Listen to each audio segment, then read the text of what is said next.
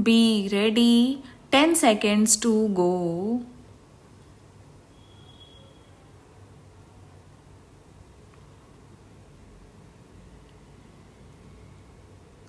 Start. I am glad to welcome you to this conference. The main initiative for calling, which belongs to my friend and colleague when he first suggested to me that there should be a meeting of vice chancellors and others to consider how we can improve agricultural education in the country.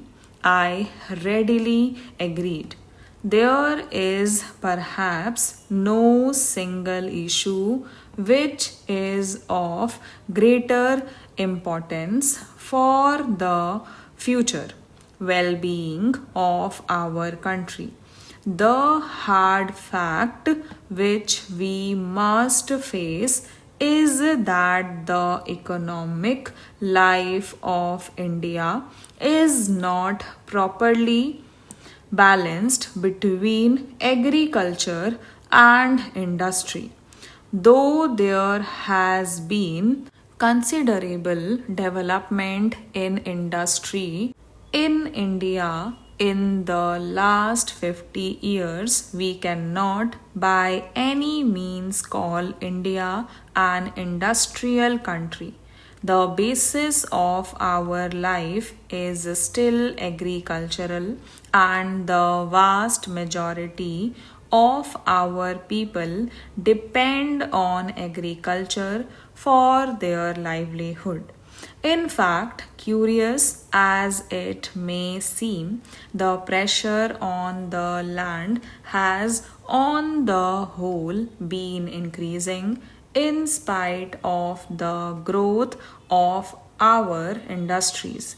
It is therefore all the more regrettable that we cannot produce enough food even to meet our requirements. Roughly 80% of our people are in some way or the other connected with the land, and yet we have to depend upon foreign countries to get enough food for our people. In sharp contrast, we find that the USA, where not even one fifth of the people work on the land, not only produces all its food but exports vast quantities to other parts of the world.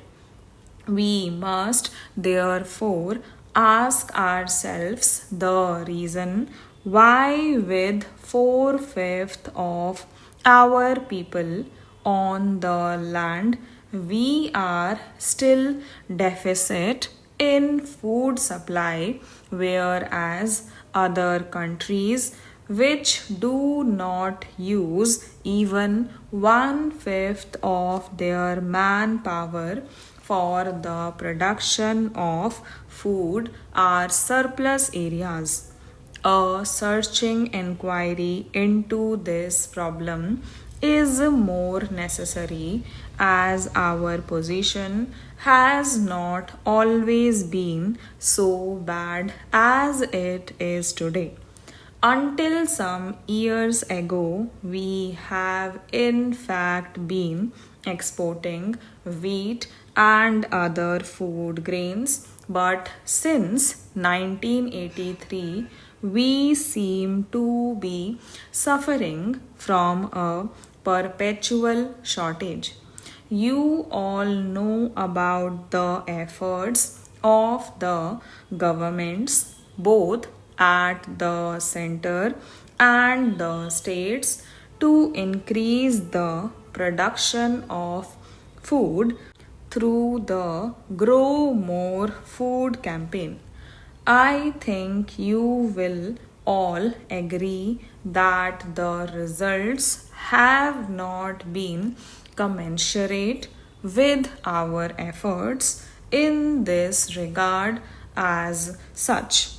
We know that the average yield of our land is one of the poorest in the world, and this is so in spite of the fact that the quality of our soil is perhaps second to none.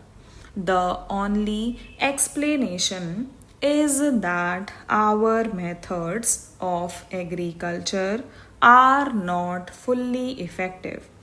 We must therefore think in terms of a change in our agricultural methods. This can be achieved only if our agricultural education is thoroughly recast. I think you will all agree that the present system of agricultural education in India is not satisfactory. It has not proved adequate even in normal times. During an emergency like the present, its shortcomings are only too apparent. Most of our universities have some provision for agricultural education, but the education is mainly theoretical, so that the results we could expect from the application of science to agriculture do not materialize.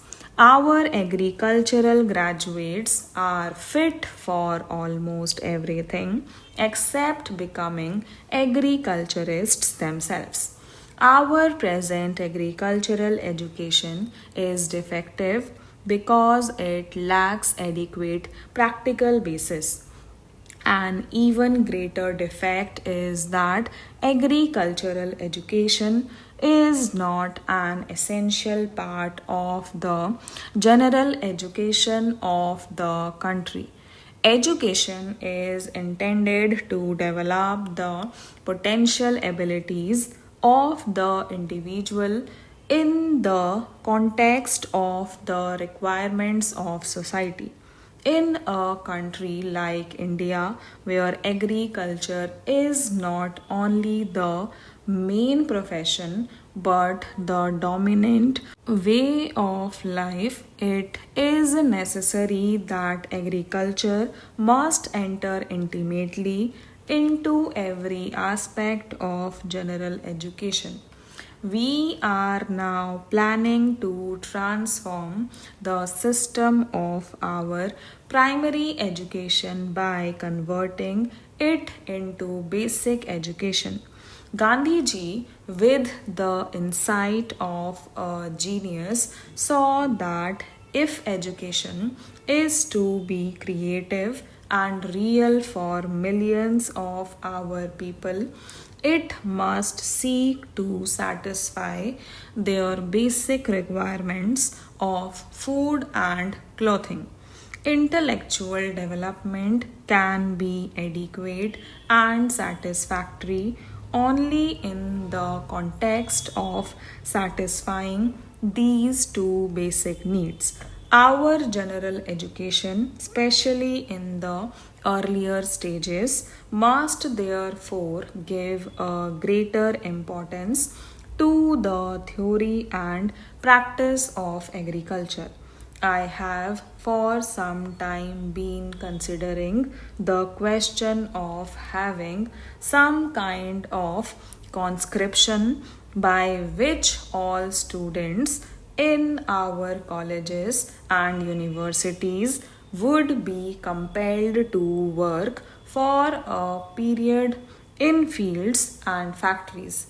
I have, however, come to the conclusion that for various reasons this cannot be immediately done. In Western countries, the labor of young people has been effectively and usefully employed, as the problem of these countries is primarily one of shortage of labor. In our country, if there is an excess in anything, it is that of manpower. It will not be incorrect to say that almost all Indians are underemployed. Stop